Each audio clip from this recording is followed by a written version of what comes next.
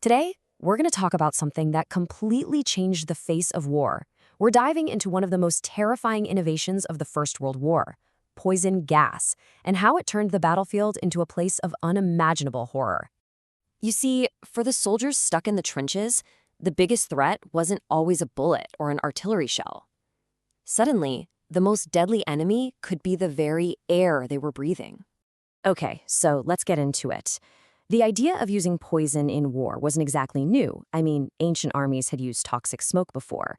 But World War I, that was a whole different ballgame.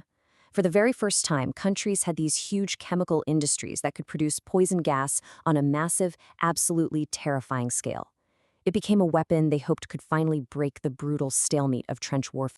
And this idea wasn't just a theory for long. It became a devastating reality on one specific, fateful day in 1915. So picture this. It's April 22nd, 1915, near the town of Ypres in Belgium. Soldiers look out and see this bizarre, heavy yellow-green cloud just rolling silently toward their trenches. They had no idea what it was.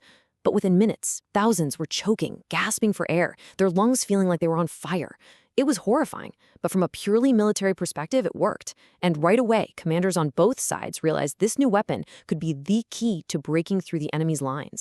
And just like that, after that one day, life in the trenches was never the same. Every single soldier now had to live with this new, constant terror. The direction of the wind, something they never thought about before, could now literally mean the difference between life and death. The enemy was invisible, and it could be carried on a gentle breeze. So that first attack, it really opened a Pandora's box. An arms race began, with scientists on all sides working to create even deadlier poisons. These gases generally fell into three main categories. Let's break down what they were. All right, first up, you've got what are called lung irritants. Chlorine gas is the most famous one. Now, this gas is heavy, which means it sinks, settling right down into the trenches where soldiers were trying to take cover. When they breathed it in, it would react with the moisture in their lungs and form hydrochloric acid. Yeah, acid. It destroyed their lung tissue, causing them to fill with fluid. The soldiers who survived described it as the feeling of drowning, but on dry land. Then there's phosgene. And this one was particularly nasty because of how sneaky it was. They called it the silent killer for a good reason. It was almost colorless, and it had this very faint smell, kind of like old musty hay. A soldier could breathe it in and feel completely fine for hours. But then, all of a sudden, their lungs and heart would just fail.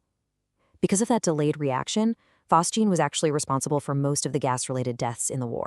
And our third main type is something called a vesicant, or a blistering agent. The most infamous of these, by far, is mustard gas. It wasn't actually a gas, it was more of an oily liquid that gave us a poisonous vapor. It didn't just attack your lungs, no, it attacked any part of your body it touched. It could soak right through your clothes and cause these horrible, massive, painful yellow blisters on your skin, in your eyes, and all through your respiratory system.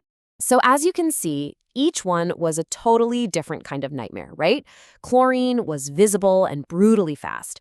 Phosgene was the invisible, silent killer. And mustard gas, it just stuck around, contaminating the ground for weeks and attacking the entire body.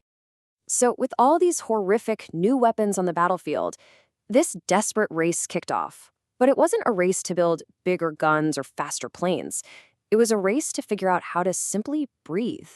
At first, the soldiers had, well, pretty much nothing. They tried anything they could think of. They pressed handkerchiefs soaked in water over their faces, or pads soaked in bicarbonate of soda. They were so desperate they'd even use cloths soaked in their own urine. It was a flimsy defense, but it was better than nothing. Obviously, that couldn't last. Technology had to catch up, and it had to do it fast. So protection evolved quickly from those simple wet rags to early hoods made of chemically treated flannel. Soon, those were replaced by the box respirator. That's a mask connected by a hose to a filter box worn on the chest.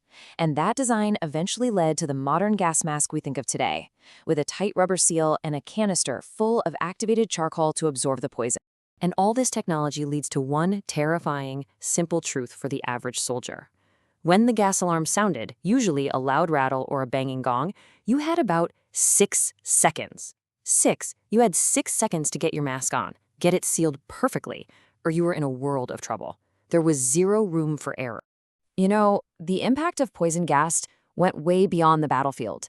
It left these deep scars, not just on the men who faced it, but on the conscience of the entire world. Because for the men who survived, the war never really ended in 1918. They carried its effects home with them, inside their own bodies, for the rest of their lives. Surviving a gas attack often just meant signing up for a lifetime of pain. Men were left with permanent lung damage, making every single breath a fight. Survivors of mustard gas dealt with chronic skin infections and had a much higher risk of getting cancer. Many had their eyes so badly damaged they couldn't stand being in the sunlight. And of course, on top of all the physical pain, there was the deep psychological trauma, the nightmares and the anxiety that never, ever went away. The world saw this suffering and honestly was so horrified that it sparked a global reaction. In 1925, many nations signed the Geneva Protocol, which banned the use of chemical weapons in warfare. It was a huge first step. But then, in 1993, the world went even further with the Chemical Weapons Convention, which banned not just the use, but also the production and stockpiling of these awful weapons. And today, there are international organizations that work to make sure nobody breaks those rules. So, the story of chemical weapons in World War I, it's not just some dusty old history lesson, is it? It's a powerful, permanent reminder of a line in warfare that should never, ever be crossed. And it leaves us with a really important question. What's our responsibility to make sure these lessons are never, ever forgotten?